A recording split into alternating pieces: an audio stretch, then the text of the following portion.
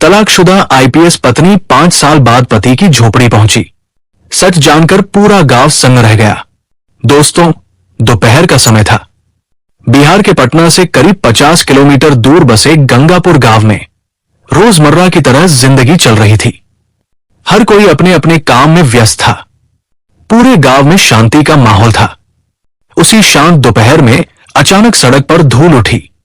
गांव वालों ने पहले ध्यान नहीं दिया, लेकिन जब एक सफेद रंग की बड़ी एसयूवी गांव के बीच आकर रुकी तो हर निगाह उसी तरफ मुड़ गई। नंबर प्लेट सरकारी थी और गाड़ी रुकते ही ड्राइवर का सीधा बैठ जाना अपने आप में बहुत कुछ कह रहा था। गंगापुर ने एक साथ समझ लिया, यह कोई आम गाड़ी नहीं है। गाड़ी का दरवाजा खुला और जो औरत बाहर उतरी, उसे देखते ही जैसे गांव की सांस थम गई। खाकी आईपीएस वर्दी, कंधों पर चमकते सितारे, कमर पर बंधी बेल्ट और चेहरे पर वही सख्त संयम जो पद के साथ आता है। यह सोनिया सिंह थी, इलाके की जानी मानी आईपीएस अफसर। कोई सायरन नहीं बजा, कोई शोर नहीं हुआ, लेकिन उसकी मौजूदगी ही पूरे गांव पर भारी पड़ गई। औरतें अपने घरों की आड़ में खिसक गई, बुजुर्ग चुपचाप खड़े रह गए, बच्चे सहम कर मां बाप के पीछे छिप गए।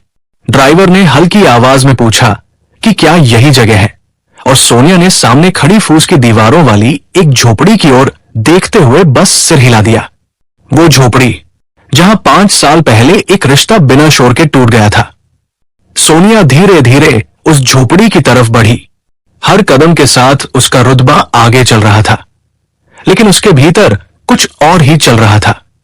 झोपड़ी के अंदर अजय था, वो आदमी जो कभी उसका पति हुआ करता था। सोनिया दरवाजे के सामने आकर रुक गई। वर्दी में खड़ी थी, पूरी व्यवस्था और ताकत उसके साथ थी, लेकिन हाथ दरवाजे पर उठ नहीं पाया। आज वो किसी अपराधी से मिलने नहीं आई थी, आज वो अपने ही अतीत के सामने खड़ी थी। दरवाजे के सामने खड़ी सोनिया की आंखों में अचानक 5 साल पुरानी तस्वीरें उतरने लगी।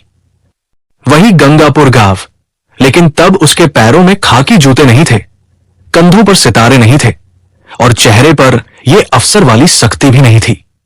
तब उसके हाथों में किताबें होती थी और आंखों में सपने। सोनिया उन लड़कियों में से नहीं थी जो किस्मत को चुपचाप मान लेती है। वो सवाल करती थी, वो आगे बढ़ना चाहती थी। अजय को उसने पहली बार तालाब के किनारे देखा था, चुपचाप जाल समेटते हुए। वो ज्यादा बोलता नहीं था, लेकिन जब बोलता तो उसकी बात सीधे दिल तक पहुंचती थी। धीरे धीरे दोनों के बीच बातें बढ़ी। सोनिया ने अपने सपनों के बारे में बताया, अजय ने अपने हालात के बारे में। जब सोनिया ने कहा कि वो अफसर बनना चाहती है, तो अजय ने बिना हंसे, बिना टोके बस इतना कहा था, बन जाओ। ना कोई सवाल, ना कोई शक, बस भरोसा। शादी हुई तो गांव ने कहा कि लड़की आगे निकल जाएगी। अजय ने किसी से कुछ नहीं कहा, सोनिया ने भी नहीं। छोटा सा घर था, फूस की दीवारें, एक चारपाई और एक कोने में किताबों का ढेर। सोनिया रात रात भर पढ़ती रहती और अजय पास बैठा रहता। कभी लालटेन ठीक करता, कभी पानी रख देता। उसने कभी नहीं कहा कि अब समय नहीं है। जब पहली बार परीक्षा में सोनिया फेल हुई, वो पूरी रात रोती रही। अजय ने कोई भाषण नहीं दिया, बस सुबह कहा कि आज खेत में ज्यादा काम है, शाम को पढ़ लेना। सोनिया समझ गई थी, वो उसे कमजोर नहीं बनने देगा। दूसरी बार भी नाकामी मिली। गांव वालों ने ताने मारे। अजय ने सब सुना और चुप रहा। तीसरी बार जब रिजल्ट आया और सोनिया का नाम लिस्ट में था, तो अजय देर तक उस कागज को देखता रहा और फिर बहुत धीमे से बोला, अब तुम अफसर हो गई। उस आवाज में डर नहीं था, सिर्फ गर्व था। पोस्टिंग के बाद जिंदगी बदलने लगी। शहर, बड़ा घर, नई दुनिया। शुरुआत में सोनिया वैसी ही थी जैसी गांव में थी। अजय को अपने साथ रखती थी, उसकी इज्जत करती थी। लेकिन जैसे जैसे वर्दी का वजन बढ़ा, रिश्ते हल्के होने लगे। ऑफिस की बातें घर तक आने लगी, मीटिंग्स, कॉल्स, फाइलें। अजय वही था, लेकिन अब वो धीरे धीरे पृष्ठभूमि बनता जा रहा था। एक दिन सोनिया ने कहा कि वो गांव वाले कपड़े न पहना करे। अजय चुप रहा। दूसरे दिन कहा कि सीनियर लोग आते हैं, थोड़ा संभल कर रहा करे। अजय ने सिर हिला दिया। उसकी खामोशी अब सोनिया को चुभने लगी थी। उसे लगने लगा था कि अजय उसकी तरक्की में फिट नहीं बैठता। एक शाम जब सोनिया किसी ऑफिशियल डिनर से लौटी, अजय ने बस इतना कहा कि तुम बहुत बदल गई हो। सोनिया ने वर्दी उतारते हुए जवाब दिया कि बदलना पड़ता है, हर कोई तुम्हारी तरह नहीं रह सकता। पहली बार अजय ने बात आगे बढ़ाई और पूछा कि क्या वो उसे शर्मिंदा करता है। सोनिया ने बिना सोचे हां कह दिया। वो एक शब्द अजय के भीतर कहीं गहराई तक उतर गया। उस रात उसने खाना नहीं खाया। सोनिया ने नोटिस नहीं किया। झगड़े बढ़ते गए। सोनिया को लगता रहा कि अजय उसे रोक रहा है और अजय को लगता रहा कि वो खुद को खो रहा है। एक दिन सोनिया ने साफ कह दिया कि वो इस रिश्ते को ढो नहीं सकती। अजय देर तक चुप रहा, फिर बोला, तो छोड़ दो। उस आवाज में गुस्सा नहीं था, सिर्फ थकान थी।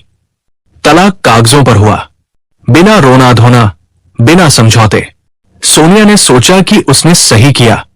और अजय, वो गांव लौट आया बिना किसी शिकायत के। और अब सोनिया फिर उसी झोपड़ी के सामने खड़ी थी, खाकी वर्दी में, सरकारी गाड़ी के साथ, पूरे रुतबे और पहचान को अपने चारों ओर ओढ़े हुए। लेकिन इस बार उसका रुतबा आगे नहीं चल रहा था, बल्कि उसके भीतर कहीं कुछ बहुत हल्का सा कांप रहा था, जैसे कोई पुरानी नस अचानक दर्द करने लगी हो। झोपड़ी वैसी ही थी, फूस की दीवारें, थोड़ी झुकी हुई छत और सामने की मिट्टी पर पड़े पुराने पैरों के निशान। सोनिया कुछ पल यूं ही खड़ी रही, जैसे कदम आगे बढ़ाने से पहले खुद को समझा रही हो कि वो यहां क्यों आई है। फिर उसने दरवाजे पर दस्तक दी। आवाज बहुत हल्की थी, लेकिन उस खामोशी में काफी तेज। अंदर से थोड़ी देर बाद एक धीमी सी आवाज आई, आ रहा हूं। दरवाजा खुला। अजय सामने खड़ा था, वही आदमी, लेकिन बिल्कुल अलग। चेहरा थोड़ा उतर गया था, शरीर पहले से पतला लग रहा था और आंखों में वो बेचैनी नहीं थी जो सोनिया ने कभी छोड़े जाने के बाद उसके लिए सोची थी। वहां एक अजीब सी शांति थी, ऐसी शांति जो लड़ाई के बाद नहीं, थकान के बाद आती है। अजय ने सोनिया को देखा, फिर उसकी वर्दी को, फिर कंधों पर लगे सितारों को। उसकी आंखें कहीं अटक कर नहीं रुकी, बस इतना कहा, आ गई। ना उसमें शिकायत थी, ना हैरानी, और ना वो सवाल जो 5 साल बाद अचानक सामने खड़े इंसान से पूछा जाता है। जैसे मुलाकात उसके लिए अचानक नहीं थी, जैसे वो रोज किसी न किसी रूप में इस पल के लिए तैयार रहता आया हो। सोनिया एक पल को वही ठिठक गई।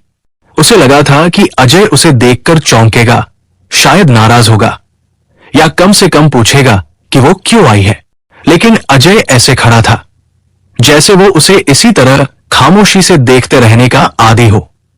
झोपड़ी के अंदर से धूप की एक पतली सी लकीर छनकर आ रही थी। मिट्टी का फर्श था, एक कोने में पुरानी चारपाई पड़ी थी और दीवार से एक टूटी हुई कुर्सी टिकी थी, जैसे सहारे के लिए खड़ी हो। सोनिया ने चारों तरफ नजर घुमाई। सब कुछ वही था, लेकिन फिर भी कुछ बदला हुआ। झोपड़ी अब उसे पहले से भी ज्यादा सिमटी हुई लग रही थी, जैसे इसमें रहने वाला इंसान खुद को कम जगह में समेट लेना सीख गया हो। बैठिए, अजय ने कुर्सी की तरफ इशारा किया। सोनिया पहली बार हिचकिचाई। इतने सालों में उसने कितनी ही कुर्सियों पर बैठकर फैसले लिए थे, कितनी ही जगहों पर बिना सोचे बैठ गई थी, लेकिन आज इस टूटी हुई कुर्सी पर बैठने में उसके हाथ पैर भारी लग रहे थे। फिर भी वो बैठ गई। अजय चारपाई के किनारे बैठ गया। दोनों के बीच कुछ दूरी थी, लेकिन असली दूरी वहां नहीं थी। वो दूरी तो उन 5 सालों में बन चुकी थी।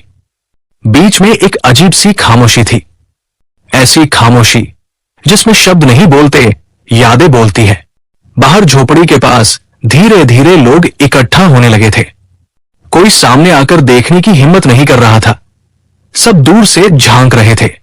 खबर फैल चुकी थी, अजय की झोपड़ी पर आईपीएस मैडम आई है। लेकिन हैरानी की बात यह थी कि वहां न कोई उत्सुकता थी, न कोई शोर, बस एक भारी सी चुप्पी थी जो हवा में अटकी हुई थी। सोनिया ने महसूस किया कि यह चुप्पी सामान्य नहीं है। उसने धीरे से पूछा, सब ठीक है ना? अजय ने उसकी तरफ देखा, फिर बाहर की तरफ झांकते हुए कहा, गांव अब ज्यादा बोलता नहीं है, सोनिया उसकी बात समझ नहीं पाई, लेकिन सवाल पूछने की हिम्मत भी नहीं जुटा सकी। अजय उठा, मटके से पानी निकाला, स्टील के गिलास में भरा और उसे सोनिया की तरफ बढ़ा दिया। सोनिया ने गिलास पकड़ते वक्त उसके हाथों को देखा, वही हाथ जो कभी उसके लिए खेतों में मेहनत करते थे, अब और भी खुरदुरे हो चुके थे। उसने पानी पिया, लेकिन गला फिर भी सूखा रहा।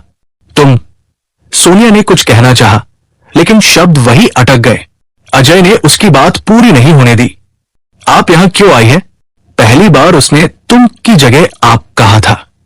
वो एक शब्द सोनिया के भीतर कहीं गहराई तक चुभ गया, जैसे किसी ने अचानक याद दिला दिया हो कि उनके बीच अब क्या बचा है और क्या नहीं। सोनिया बोलना चाहती थी, लेकिन फिर रुक गई। आईपीएस अफसर के पास हर सवाल का जवाब होता है, हर स्थिति के लिए एक योजना होती है, लेकिन आज उसके पास अपने आने की वजह का जवाब नहीं था। अजय ने बिना किसी दबाव के कहा, कोई जरूरी काम हो तो बोलिए। सोनिया को उसी पल एहसास हुआ कि अजय बदल गया है। वो झुका हुआ नहीं था, टूटा हुआ नहीं था, बस अलग था और शायद ज्यादा पूरा। तभी बाहर खड़ी सरोज काकी आगे बढ़ी, गांव की सबसे पुरानी औरत, जिसने बहुत कुछ देखा था और उससे भी ज्यादा समझा था। उन्होंने सोनिया की वर्दी को देखा, फिर उसकी आंखों में झांक कर कहा, मैडम, अंदर जगह कम है, बात बाहर कर लो तो अच्छा रहेगा। सोनिया उठी और बाहर आ गई। अब पूरा गांव सामने था, लेकिन वहां न कोई नारा था, न कोई सवाल, बस आंखें थी, चुप, गहरी और सब कुछ समझती हुई। सरोज काकी की आवाज में आज भारीपन था, ऐसा भारीपन जो उम्र से नहीं, देखे हुए सच से आता है। उन्होंने सोनिया की तरफ देखा और कहा कि आप 5 साल बाद आई है। सोनिया ने कुछ नहीं कहा, बस सिर झुका लिया। काकी ने बात आगे बढ़ाई और याद दिलाया कि सोनिया ने पूछा था, सब ठीक है या नहीं। फिर वे एक पल को रुकी, जैसे शब्द चुन रही हों, और बोली कि सब ठीक तब होता जब अजय बोल पाता। सोनिया चौंक गई, उसे समझ नहीं आया कि काकी क्या कहना चाह रही है। उसने पूछा, मतलब? अब जैसे गांव की चुप्पी टूटने का इंतजार ही कर रही थी। एक एक करके लोग बोलने लगे। किसी ने कहा कि तलाक के बाद अजय ने गांव छोड़ने की कोशिश की थी, शहर गया था काम ढूंढने, लेकिन वहां हर जगह वही सवाल उससे पहले पहुंच जाता, आईपीएस अफसर का पति होकर मजदूरी। कुछ लोग हंसते थे, कुछ लोग ताने मारते थे। सोनिया को लगा जैसे उसकी सांसें तेज हो गई हों। सरोज काकी ने कहा कि अजय ने कभी ये नहीं बताया कि सोनिया ने उसे छोड़ा था। वो हर जगह बस यही कहता रहा कि गलती उसी की होगी। ये सुनते ही सोनिया की आंखें भर आई। उसे पहली बार एहसास हुआ कि जो चुप्पी उसे हमेशा कमजोरी लगी थी, वो दरअसल खुद को बचाने का तरीका थी। तभी एक आदमी बोला कि एक बार अजय को थाने बुलाया गया था। सोनिया चौंक गई और लगभग घबराकर पूछा, क्यों? जवाब आया कि किसी झूठे केस में। कुछ लोगों ने कहा था कि अजय आईपीएस अफसर की बीवी का नाम लेकर धमकाता है, लेकिन अजय ने थाने में बस इतना कहा था कि उसका नाम मत लो, वो अब उसकी नहीं है। गांव सन्न था। सोनिया को ऐसा लग रहा था जैसे हर शब्द उसके सीने पर आकर गिर रहा हो। सरोज काकी ने आखिरी बात कही कि अजय ने सोनिया की वजह से अपनी आवाज खो दी। अब वो बोलता नहीं है, क्योंकि जब भी बोलता था लोग हंसते थे। सोनिया पीछे मुड़ी। अजय झोपड़ी के दरवाजे पर खड़ा था, चुप, शांत, जैसे ये सारी बातें उसकी नहीं, किसी और की कहानी हो। सोनिया ने कांपती हुई आवाज में पूछा कि ये सब उसने कभी क्यों नहीं बताया। अजय ने पहली बार उसकी आंखों में सीधे देखा और बस इतना कहा कि आपने कभी पूछा ही नहीं। वो वाक्य सोनिया के लिए किसी थप्पड़ से कम नहीं था। गांव फिर से खामोश हो गया। अब सोनिया को समझ आने लगा था कि यह सिर्फ एक टूटा हुआ रिश्ता नहीं था, ये एक आदमी की चुपचाप दी गई कुर्बानी थी। और उसे यह भी महसूस हो रहा था कि यह सिर्फ शुरुआत है। अभी वो सच सामने आना बाकी है, जो सिर्फ उसे नहीं, पूरे गंगापुर गांव को और भी सन्न कर देने वाला है। गंगापुर गांव की हवा अचानक भारी हो गई थी। ऐसी नहीं कि कोई आंधी आ गई हो, बल्कि ऐसी कि हर किसी की सांस में कोई बात अटक गई हो। सोनिया चुपचाप खड़ी थी, खाकी वर्दी में, लेकिन अब उसकी पीठ पहले जैसी सीधी नहीं थी। वो सोच कर आई थी कि बस देखेगी, दो बातें करेगी और चली जाएगी। लेकिन गांव वालों की आंखों में जो चुप्पी थी, वो किसी आम कहानी की नहीं थी। सरोज काकी ने बहुत धीमे से कहा कि अभी जो आपने सुना वो पूरा सच नहीं है। सोनिया का दिल बैठ सा गया। उसने पूछा कि और क्या बचा है। काकी ने गहरी सांस ली और कहा कि वो बात जो अजय ने उन्हें भी बहुत बाद में बताई थी। अजय झोपड़ी के बाहर आकर चौखट पर बैठ गया। वो अब भी कुछ नहीं बोल रहा था, जैसे तय कर लिया हो कि उसकी कहानी अब दूसरों के जरिए ही सामने आएगी। तभी गांव के एक बुजुर्ग हरदेव सिंह आगे आए। उन्होंने सोनिया की वर्दी देखी, फिर आसमान की तरफ देखा और बोले कि तलाक के करीब 6 महीने बाद एक रात अजय गांव लौटा था। उसके चेहरे पर चोट थी। सोनिया ने घबराकर पूछा कि कैसी चोट। जवाब मिला, थाने से आई थी। सोनिया का दिल जोर से धड़क उठा। बताया गया कि एक ठेकेदार ने झूठा केस कर दिया था और कहा था कि अजय आईपीएस अफसर की बीवी का नाम लेकर धमकाता है। थाने में उसे घंटों बैठाया गया, पूछताछ हुई और जब किसी ने कहा कि बीवी से एक बार बात कर लो, वो आईपीएस है, 1 मिनट में छूट जाओगे, तो अजय ने साफ कहा था कि वो उसकी बीवी नहीं है और उसका नाम मत लो। सोनिया का सिर झुक गया। सरोज काकी ने कहा कि उस रात अजय आपसे मदद मांग सकता था, लेकिन उसने नहीं मांगी। उसने कहा था कि अगर उसके नाम से सोनिया की इज्जत पर आंच आई तो वो खुद को कभी माफ नहीं कर पाएगा। सोनिया की आंखों से आंसू बहने लगे। वो चाहकर भी उन्हें रोक नहीं पाई। पहली बार उसे समझ आया कि जिस आदमी को वो कमजोर समझती रही, उसने उसकी ताकत की सबसे बड़ी कीमत खुद चुकाई थी। सरोज काकी ने आखिरी बात कही कि अजय ने आपसे दूरी नफरत में नहीं बनाई। उसने दूरी इसलिए बनाई ताकि आपकी पहचान उसके हालात से छोटी न लगे। पूरा गांव खामोश था। सोनिया को लग रहा था कि वो अब खड़ी नहीं है, बल्कि कहीं भीतर गिरती जा रही है। उसने अजय की तरफ देखा और पूछा कि क्या ये सब सच है। अजय ने सिर हिला दिया, बस इतना। सोनिया ने पूछा कि उसने कभी बताया क्यों नहीं। अजय ने पहली बार लंबी बात की। उसने शांत स्वर में कहा कि आप अफसर थी और वो आपकी परेशानी नहीं बनना चाहता था। उसने सोचा था कि आप ऊपर जा रही हैं और वो नीचे रहकर आपका नाम साफ रख लेगा। गांव की आंखें भर आई। सोनिया ने पहली बार अपने कंधों के सितारों को देखा। आज वो सितारे उसे बोझ लग रहे थे। उसने धीमी आवाज में कहा कि अगर उसे पता होता। अजय ने बीच में ही रोक दिया और कहा कि अब पता चल गया है। उसके शब्दों में कोई इल्जाम नहीं था, बस एक साफ सी सीमा थी। उसी पल सोनिया को समझ आ गया कि ये कहानी अब पीछे नहीं जा सकती। जो टूट चुका है उसे जोड़ने से पहले समझना पड़ता है। और उसे साफ दिख रहा था कि अभी सबसे मुश्किल हिस्सा बाकी है, क्योंकि अब सवाल यह नहीं था कि सच क्या था, सवाल यह था कि अब इसके बाद क्या। दोपहर ढल चुकी थी, लेकिन सोनिया को पहली बार अपनी खाकी वर्दी बोझ जैसी लग रही थी। ऐसा नहीं था कि धूप तेज थी या थकान ज्यादा थी, बल्कि ऐसा लग रहा था जैसे उसके कंधों पर चमकते सितारे नहीं, किसी और की चुप्पी टंगी हो। वो चुप्पी जो अब शब्दों से ज्यादा भारी हो चुकी थी। सामने अजय झोपड़ी की चौखट पर खड़ा था, आंखें सामने, लेकिन आवाज कहीं भीतर दबाई हुई। सोनिया उसके ठीक सामने खड़ी थी, मगर इस बार अफसर की तरह नहीं, बल्कि एक ऐसे इंसान की तरह जिसे पहली बार अपने ही फैसलों से डर लग रहा हो। उसने गला साफ किया, जैसे शब्दों से पहले खुद को संभाल रही हो। बोली कि वो यहां सिर्फ देखने नहीं आई है। अजय ने उसकी तरफ देखा, फिर नजर हटा ली, जैसे इस बातचीत से खुद को बचा लेना चाहता हो।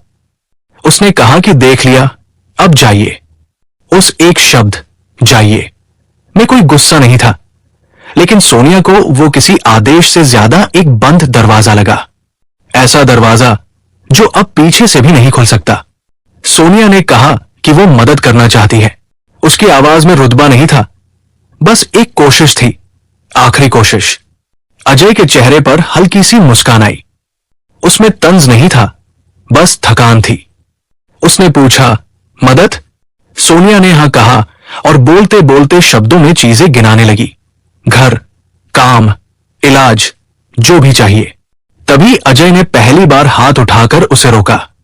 बस उस एक शब्द के साथ गांव की हवा जैसे ठहर गई। उसने जानबूझकर उसे मैडम कहा। बोला कि आप बहुत बड़ी अफसर हैं, आपके पास सब कुछ है, लेकिन जो आप देने आई हैं वो मेरे पास पहले से था। सोनिया को समझ नहीं आया कि वो क्या कहना चाह रहा है। उसने पूछा, क्या? अजय ने बिना आवाज ऊंची किए कहा, इज्जत। वही इज्जत जो उसने उस दिन खो दी थी, जब सोनिया ने गुस्से में कह दिया था कि वो उसके लेवल का नहीं है। वो वाक्य सोनिया को उसी शाम में ले गया जब उसने वो बात कही थी, और अजय बिना कुछ बोले चुप रह गया था। सोनिया एक कदम आगे बढ़ी और कहा कि वो माफी मांगने आई है। अजय ने सिर झुका लिया। बोला कि माफी बहुत बड़ी चीज होती है, लेकिन उससे सब वापस नहीं आता। सोनिया की नजर गांव की तरफ चली गई। सरोज काकी, हरदेव सिंह और कई जाने पहचाने चेहरे वही खड़े थे, चुप, देखते हुए। सोनिया ने हिम्मत जुटाई और कहा कि अगर वो चाहे तो अजय के लिए सब आसान कर सकती है। ये कहते ही उसे खुद एहसास हो गया कि वो फिर वही कर रही है जिससे अजय हमेशा दूर भागता रहा है। अजय ने शांति से कहा कि यही तो फर्क है, आप कर सकती हैं कहती है, और मैं चाहता हूं, सुनना चाहता हूं। सोनिया की आंखें भर आई। उसने कहा कि वो चाहती है कि अजय ठीक रहे। अजय ने उसकी तरफ देखा, सीधे, बिना झुके, लंबी नजर से, फिर कहा कि वो ठीक है, बस सोनिया को यह समझने में देर हो गई। सोनिया ने जेब से एक कागज निकाला, सरकारी लेटर हेड। बोली कि ये देखो, शहर में काम का इंतजाम है। अजय ने उस कागज की तरफ देखा तक नहीं, सीधा कहा, नहीं। सोनिया की आवाज टूट गई। उसने पूछा, क्यों? अजय ने कहा कि वो अब किसी का एहसान लेकर अपने आप से दोबारा इनकार नहीं करना चाहता। ये कहते हुए उसकी आवाज पहली बार थोड़ी भारी हुई। उसने कहा कि जब उसने सोनिया से कुछ नहीं मांगा तब वो अफसर बनकर चली गई थी। अब जब वो अफसर बनकर लौटी है तो वो कैसे कुछ मांग ले? गांव में कोई खुसर पुसर नहीं थी। हर कोई सुन रहा था, हर कोई समझ रहा था। सोनिया ने आखिरी कोशिश की। उसने कहा कि अगर वो वर्दी उतार दे तो। एक पल को अजय की आंखें उठीं। फिर उसने बहुत धीमे से कहा कि तब भी देर हो चुकी है। सोनिया का दिल बैठ गया। अजय ने कहा कि अब वो आदमी नहीं रहा जो उसके आगे पीछे चलता। वो यहां है क्योंकि यही उसकी जगह है। सोनिया ने पूछा कि उसकी जगह क्या है? अजय ने कहा कि उसकी जगह बहुत ऊपर है, इतनी ऊपर कि जब वो यहां आई तो सब हिल गया। उसकी आवाज में कोई शिकायत नहीं थी, बस सच्चाई थी। सरोज काकी आगे आई और बोली कि अजय ने सोनिया को कभी रोका नहीं, आज वो खुद को रोक रहा है। उसी पल सोनिया समझ गई कि ये लड़ाई अब बाहर की नहीं रही, ये लड़ाई उसके अंदर की है।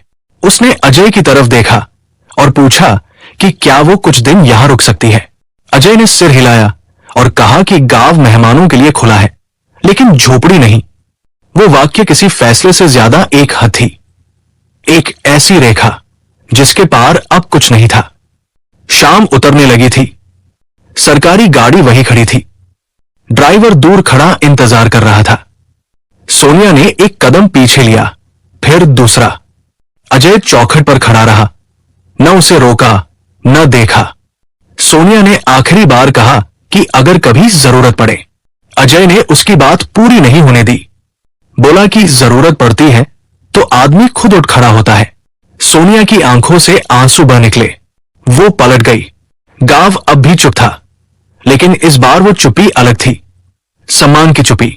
गाड़ी में बैठते हुए सोनिया ने महसूस किया कि आज उसने किसी केस में हार नहीं मानी, लेकिन जिंदगी में पहली बार हार स्वीकार की है। और उसे यह भी समझ आ गया कि कहानी यही खत्म नहीं हुई। कुछ फैसले तुरंत असर नहीं दिखाते, वो जिंदगी भर चुभते हैं। सरकारी एसयूवी धीरे धीरे गंगापुर गांव से बाहर निकलने लगी। धूल की पतली परत पीछे छूटती जा रही थी। ड्राइवर ने साइड मिरर में देखा और हल्की सी हिम्मत करके बोला, मैडम। सोनिया ने कोई जवाब नहीं दिया। वो खिड़की से बाहर देख रही थी। गांव पीछे छूट रहा था, लेकिन उसकी आंखों के सामने से वो झोपड़ी हट ही नहीं रही थी। वही फूस की दीवारें, वही चौखट, और उस चौखट पर खड़ा एक आदमी जो कभी उसकी जिंदगी हुआ करता था और अब उसकी सबसे बड़ी हार बन चुका था। अजय वही खड़ा रहा। उसने गाड़ी को जाते हुए नहीं देखा। वो जानता था कि अगर देख लिया तो शायद वो फैसला डगमगा जाएगा, जिसे उसने बड़ी मुश्किल से अपने भीतर मजबूत किया था। उसने खुद से बहुत बार पूछा था, क्या मैं गलत कर रहा हूं? लेकिन हर बार जवाब एक ही मिला, गलत तब था जब मैं चुपचाप खुद को छोटा मानता रहा। आज पहली बार उसने खुद को छोटा नहीं होने दिया था। गांव में कोई जश्न नहीं था, कोई चर्चा नहीं थी, बस एक अजीब सी शांति थी जो शोर से ज्यादा बोल रही थी। सरोज काकी अजय के पास आई और भारी आवाज में बोली कि बेटा, तूने सही किया। अजय ने सिर झुका लिया, बोला कि सही गलत नहीं पता काकी, बस इतना जानता हूं कि अगर आज झुक गया तो खुद को कभी देख नहीं पाऊंगा। हरदेव सिंह ने कहा कि आज तू गरीब रहा, लेकिन छोटा नहीं रहा। अजय ने कुछ नहीं कहा। वो झोपड़ी के अंदर चला गया, चारपाई पर बैठा और दीवार की तरफ देखने लगा। वही दीवार जिस पर कभी सोनिया के सपने टंगे हुआ करते थे। अब वहां सिर्फ सन्नाटा था, लेकिन यह सन्नाटा कमजोरी का नहीं था, यह सन्नाटा आत्मसम्मान का था। उधर गाड़ी शहर की तरफ बढ़ रही थी। सोनिया अब आईपीएस अफसर जैसी नहीं लग रही थी। वो बस एक ऐसी औरत लग रही थी जिसके पास सब कुछ था, पद, पहचान, ताकत, सिवाय उस इंसान के जिसने उसे ये सब बनने दिया था। ड्राइवर ने फिर पूछा कि सीधे गेस्ट हाउस चले? सोनिया ने सिर हिलाया, हां, लेकिन उसकी आवाज में वो सख्ती नहीं थी जिससे लोग डर जाते थे। रात हो गई। गेस्ट हाउस के कमरे में सोनिया अकेली बैठी थी। वर्दी कुर्सी पर टंगी थी। सितारे हल्की रोशनी में चमक रहे थे। वो देर तक उन्हें देखती रही। उसे याद आया जब अजय ने कहा था कि अब देर हो चुकी है। वो फिर से खुद से इनकार नहीं कर सकता। वो वाक्य अब उसके लिए सजा बन चुका था, ऐसी सजा जिसमें कोई जेल नहीं थी, लेकिन हर रात कैद थी। अगले दिन ऑफिस में सब कुछ सामान्य था। फाइलें थी, मीटिंग्स थी, सलाम थे। एक जूनियर अफसर ने कहा कि कल का इंस्पेक्शन बहुत सख्त था। सोनिया ने सिर हिलाया और कहा, ठीक है। सब कुछ वही था, लेकिन कुछ भी पहले जैसा नहीं था। अब जब कोई उसे मैडम कहता तो उसे अजय का आप याद आ जाता। अब जब कोई उसके फैसलों की तारीफ करता तो उसे वो दिन याद आता जब उसने एक इंसान को अपने लेवल का नहीं समझा था। महीने बीत गए। सोनिया का ट्रांसफर हो गया। नई जगह, नई जिम्मेदारियां, पद बढ़ा, नाम और बड़ा हुआ।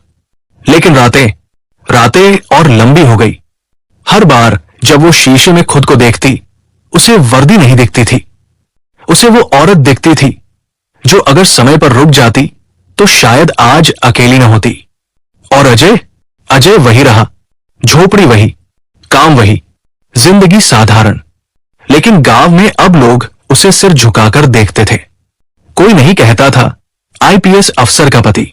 सब कहते थे वो आदमी जिसने अफसर के सामने भी खुद को नहीं बेचा। अजय ने कभी सोनिया की मदद नहीं ली, कभी उसके नाम का सहारा नहीं लिया।